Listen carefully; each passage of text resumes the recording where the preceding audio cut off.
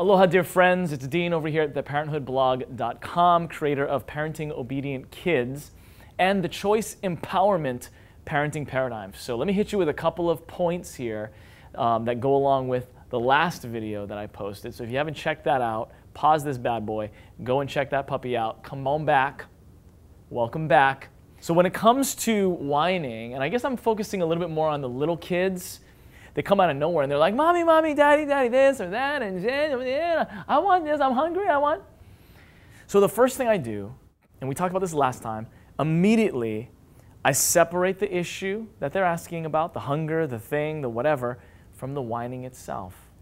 Now, if they're legitimately hurt, obviously we spring into action, but usually I'm talking about whining, the garden variety. And what I say to them is, would you like to try that again? Giving them another opportunity to ask properly. Because there's a rule that we have in our house, and my kids know this, that if they're going to speak to us, they need to speak what I call properly. So they know that. And of course, you have to have this discussion with them beforehand. Hey, we expect all of you to speak properly, and here's what it looks like. Oh my gosh, and mommy and daddy, we model that to one another. Don't forget that part.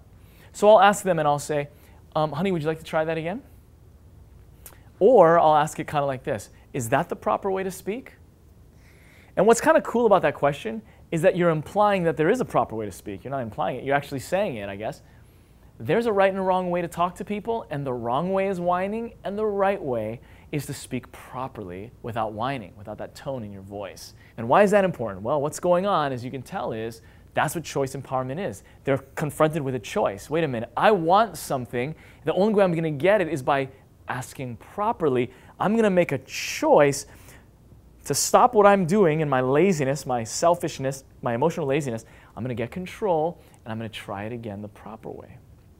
And the idea is that as they grow, they'll come to you and they'll know, I'm not getting anything from mom or dad unless I do this the right way. So I'm going to choose from the get-go to just do it the right way. That's really what we're going after here.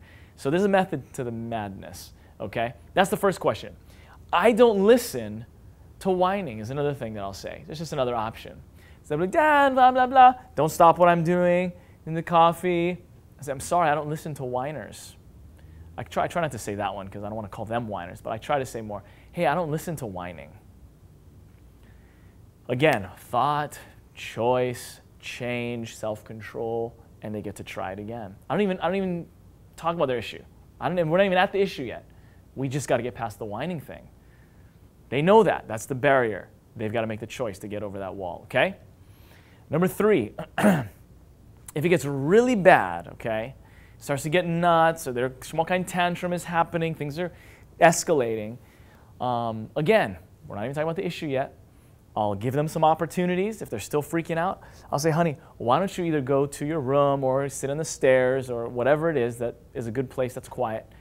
I'll say, honey, why don't you go to your room, and once you've gotten some self-control, why don't you come back? And then we can talk about what you want. So that's another option that you have when they're very, very young and still with our 4-year-old that I have right now as I'm recording this vid.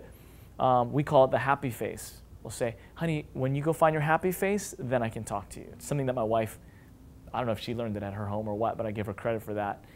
And she'll say, honey, when you go and find your happy face, I'll be glad to speak with you. And that's kind of child talk for change your attitude.